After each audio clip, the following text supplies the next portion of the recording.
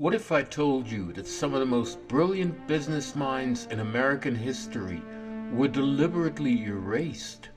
What if the stories you never heard in school weren't accidents, but calculated silencing?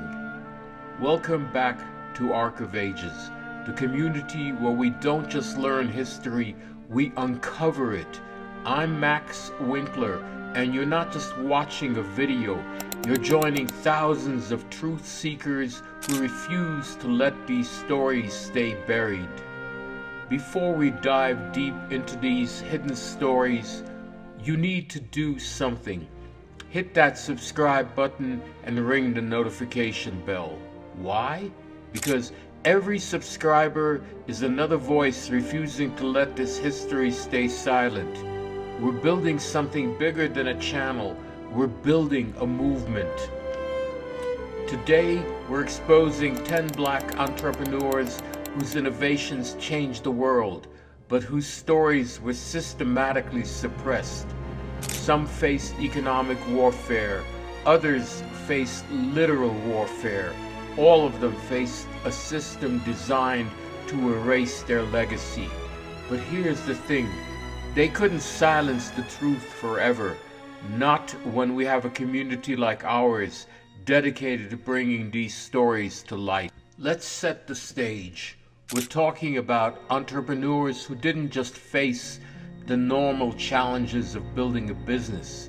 They faced Jim Crow laws, economic redlining, patent theft, and sometimes violent intimidation, all designed to keep black wealth and innovation suppressed.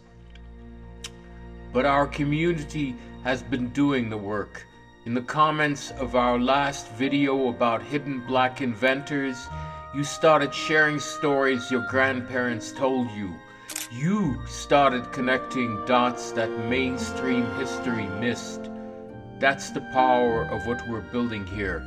Collective memory, collective discovery, collective empowerment.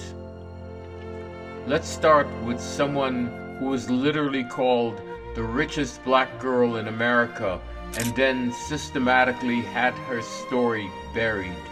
Sarah Rector, born in 1902 in Oklahoma, she inherited what seemed like worthless land from her Creek freedman father.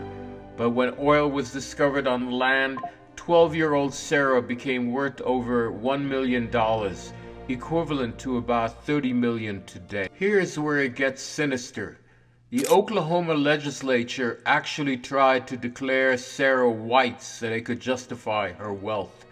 When that failed, they appointed white guardians to manage her money, essentially stealing from a child. Drop a like in the comments if you never heard of Sarah Rector before this video. I bet most of you haven't, and that's not an accident. Sarah's story was deliberately kept quiet because it challenged the narrative that black people couldn't handle wealth. She went on to invest in real estate and businesses, proving every racist assumption wrong. But here's what they really don't want you to know. Sarah's success inspired other black families to research their own land rights, leading to a wave of black wealth building that threatened the established order. Robert Reed Church Sr. didn't just survive the Memphis race riot of 1866, he used it as motivation to become the South's first black millionaire, and for that they tried to erase him completely. Born into slavery, Church survived being shot in the head during the 1866 riot that was specifically designed to destroy black economic progress in Memphis. Instead of fleeing, he bought up the abandoned properties at rock-bottom prices. Church built an empire, saloons, theaters, banks, and the famous Church Park and Auditorium, the only place in Memphis where black people could hold large gatherings. But here's the part they don't teach in Tennessee schools. Church's business model was revolutionary. He created a parallel black economy that didn't depend on white approval. other black entrepreneurs across the South started copying his model. If you're learning something new, let me know in the comments. Type hidden history if this is blowing your mind. Our community deserves to know these stories. The silencing came through economic warfare. White businesses coordinated boycotts of anyone who worked with church. City regulations mysteriously appeared targeting his properties, but the final blow was the systematic exclusion of his story from history books. Today, there's barely a mention of America's first black millionaire in Memphis tourism.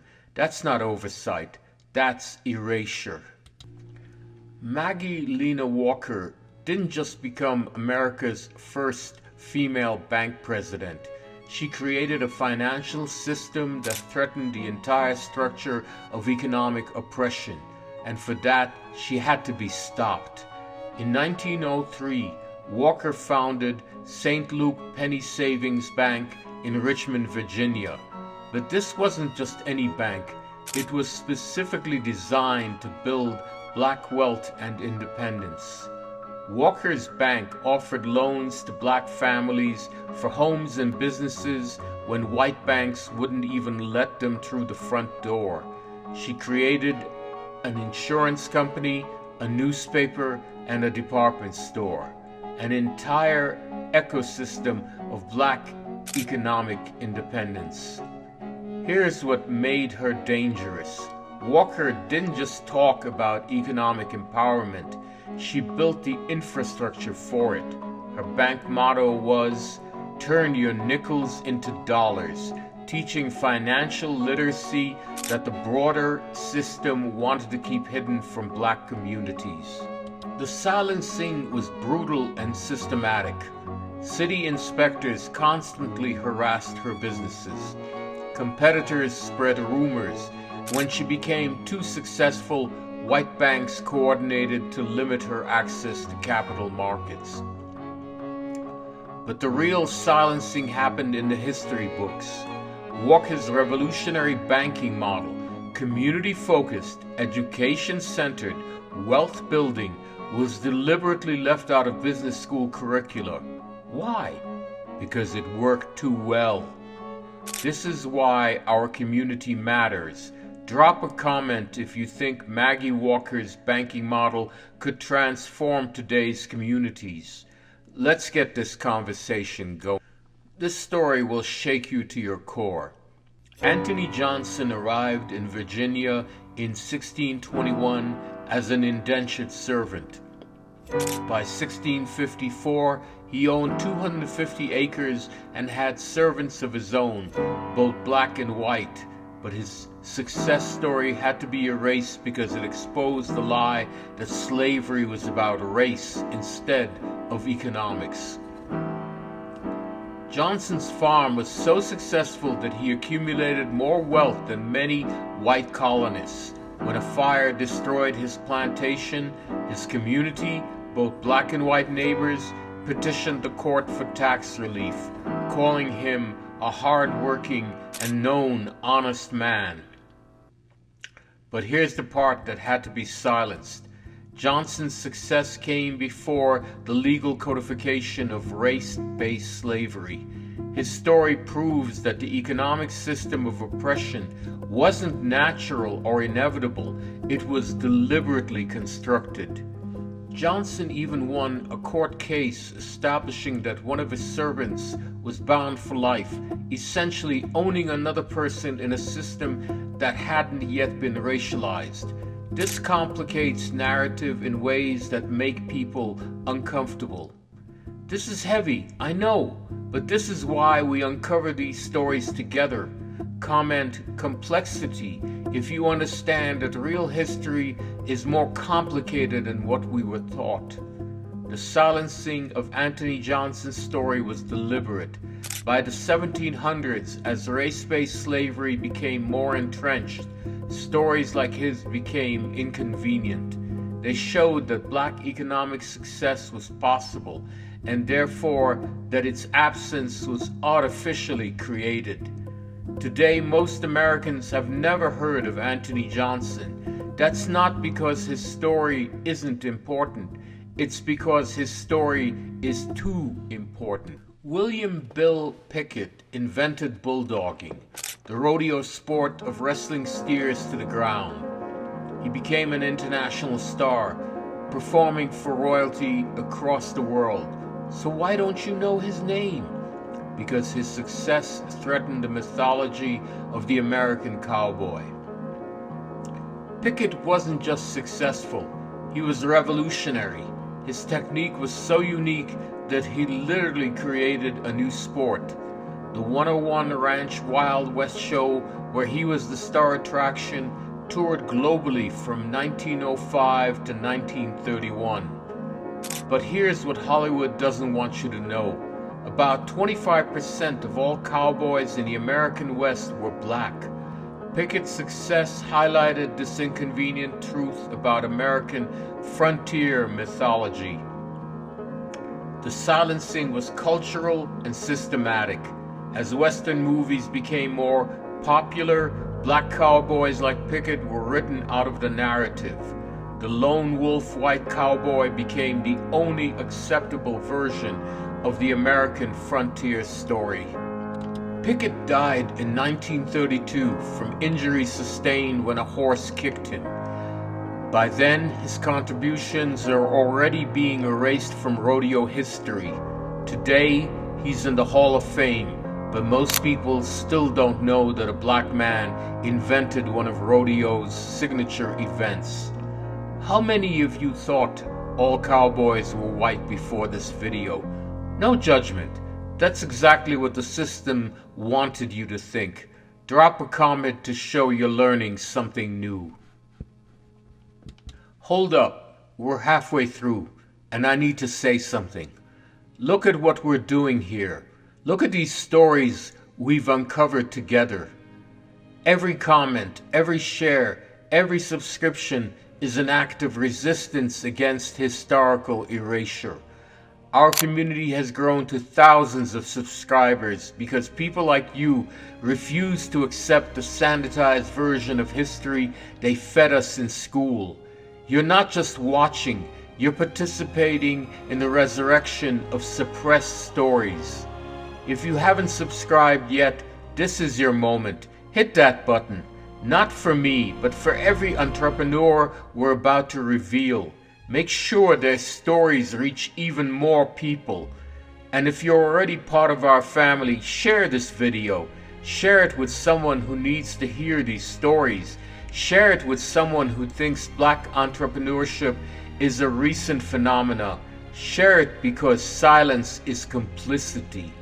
Now let's get back to exposing the truth. The next 5 entrepreneurs are going to blow your mind. Mary McLeod Bethune built an educational empire from $1.50 and became an advisor to 4 U.S. presidents. But her entrepreneurial genius in creating black economic networks was deliberately downplayed to make her seem less threatening. In 1904, Bethune founded what would become Bethune-Cookman College with 5 students and $1.50. But she wasn't just building a school, she was building an economic ecosystem. Students worked in businesses she created to fund their education. Bethune created a farm, a laundry, a bakery, and later a life insurance company. Her model was revolutionary. Education funded by black enterprise, creating skilled workers who would launch their own businesses. But here's what they don't teach. Bethune's network of educated black professionals became a threat to the economic order. Her graduates were starting businesses, becoming doctors and lawyers, building wealth across the South. The silencing was subtle but effective. History books focus on Bethune the educator and civil rights leader, but rarely mention Bethune the entrepreneur and economic strategist. Why? Because her business model was replicable and dangerous to the status quo. Type educator, and entrepreneur if you're seeing Mary McLeod Bethune in a new light. This is what happens when we dig deeper than the surface level history. When Bethune died in 1955, she left behind not just a college, but a network of black professionals and entrepreneurs across the country. That network was her real legacy and the one they tried hardest to erase. Alonzo Franklin Herndon went from slavery to become Atlanta's richest black resident by 1927. His business empire threatened the entire structure of Southern economic hierarchy, so his story had to be contained. Herndon started with a barbershop that catered to wealthy white clients, but that was just phase one. In 1905, he founded Atlanta Life Insurance Company, which became the largest black-owned insurance company in America. Here's the genius they don't want you to understand. Herndon realized that insurance was the key to black wealth building.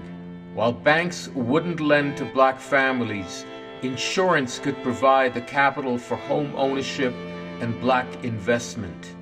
By 1922, Atlanta Life had over $1 million in assets. Herndon's agents operated across the South, not just selling insurance, but teaching financial literacy and encouraging black entrepreneurship. The silencing came through economic and social pressure. White competitors tried to get his barbershop clients to boycott him. City regulations targeted his insurance company, and most effectively, his business model was excluded from business education. This is financial wisdom that was deliberately hidden from us. Comment financial freedom if you think Herndon's insurance model could still work today.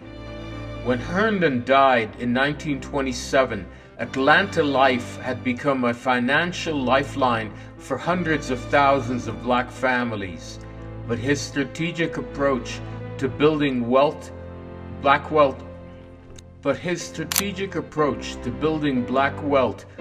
through insurance was systematically excluded from economic education. Everyone knows Madam C.J. Walker became America's first black female millionaire. What they don't tell you is that her business model created economic independence for tens of thousands of black women, and that's exactly why it had to be stopped. Walker didn't just sell hair products. She created a multi-level marketing empire that employed over 40,000 black women as independent sales agents across the country and internationally. But here's the revolutionary part they downplay. Walker's agents weren't just selling products, they were teaching black women business skills, financial independence, and economic self-reliance. Walker created beauty schools, provided business loans to her agents, and established a network of black women entrepreneurs who were no longer dependent on domestic work or factory jobs controlled by whites. This is bigger than hair care, folks. Drop a comment if you're realizing that Walker created an economic revolution disguised as a beauty company. The silencing was systematic and brutal. After Walker's death in 1919, her business model was attacked from multiple angles. Competitors copied her products, but not her empowerment model. Beauty schools shifted to traditional employment rather than entrepreneurship training. Most devastating was the cultural shift. Walker's model of black women as independent business owners was gradually replaced with the narrative of black women as employees or consumers, not creators and owners. Today, Walker is celebrated as a successful individual, but his system for creating mass black female entrepreneurship has been largely forgotten. That's not accidental, that's strategic. Robert Smalls pulled off one of the most audacious heists in American history, stealing a Confederate ship and delivering it to Union forces. But his post-war business empire in South Carolina was so successful that it had to be destroyed through coordinated political and economic warfare. After the war, Smalls used his fame and connections to build a business empire in Beaufort, South Carolina. He owned a newspaper, invested in railroads, developed real estate, and served in Congress while running multiple businesses. But here's what made him truly dangerous. Smalls proved that black political power and black economic power could work together to create lasting change. His business success funded political campaigns, and his political connections protected black economic interests. Smalls' model was so effective that other black politicians across the South started copying it. For a brief moment during Reconstruction, it looked like black economic and political power might permanently transform the American South. This is the blueprint they didn't want us to see. Type political power plus economic power if you understand why this combination terrified the establishment. The silencing came through the end of Reconstruction and the rise of Jim Crow. Smalls' businesses were systematically targeted through legal harassment, economic boycotts, and eventually violence. By 1895, most of his empire was gone. But the real silencing was erasing his business model from political education. The idea that political power and economic power should work together for black advancement was systematically removed from civil rights discourse. Today, Robert Smalls is remembered as a Civil War hero and politician, but Robert Smalls, the entrepreneur and economic strategist, the man who showed how to combine political and economic power, that story had to be buried. Biddy Mason walked 1,700 miles from Mississippi to California as a slave, won her freedom in court, and became one of Los Angeles' wealthiest landowners. But her story as America's first black female real estate mogul was completely erased because it shattered too many myths at once. In 1856, Mason won her freedom in a California court. Within 10 years, she had purchased her first property in downtown Los Angeles for $250. By the 1880s, her real estate holdings were worth over $300,000, millions in today's money. But Mason didn't just build personal wealth. She built community infrastructure. She founded the first African Methodist Episcopal Church of Los Angeles and used her properties to provide housing and business space for newly arrived black families. Here's the part that had to be silenced. Mason's success proved that when legal barriers were removed, black women could become major economic players. Her model threatened every assumption about race, gender, and capitalism in 19th century America. This is it, family. This is why they erased these stories. Drop "Biddy Mason is my ancestor" in the comments. Not literally, but spiritually. Every time we succeed despite the system, we're following her blueprint. Mason died in 1891, owning property across Los Angeles, but his story was systematically excluded from California history, women's history, and entrepreneurial history. Why all three? Because she succeeded in categories where her success was supposed to be impossible. Today, there is a small memorial to Biddy Mason in downtown LA, but her story as a real estate mogul and community leader, the story that proves what's possible when barriers fall, that story is still fighting to be heard. These 10 entrepreneurs didn't just build businesses, they built blueprints. blueprints for economic independence, community empowerment, and systemic change. And every single blueprint was deliberately hidden because they worked too well. But here's what they couldn't silence: us, this community. Every view, every comment, every share is an act of historical resurrection. You're not just learning history, you're reclaiming it. So here's what I need you to do. Take these stories and make them yours. Share them, use them, let them fuel your own entrepreneurial dreams. Because every time one of us succeeds, we honor every entrepreneur who was silenced. Hit subscribe, hit the bell, and let's keep uncovering the history they tried to bury. Because the arc of ages bends towards truth, and only when we do the bending. Until next time, this is your host reminding you, we are the authors of the history they tried to erase.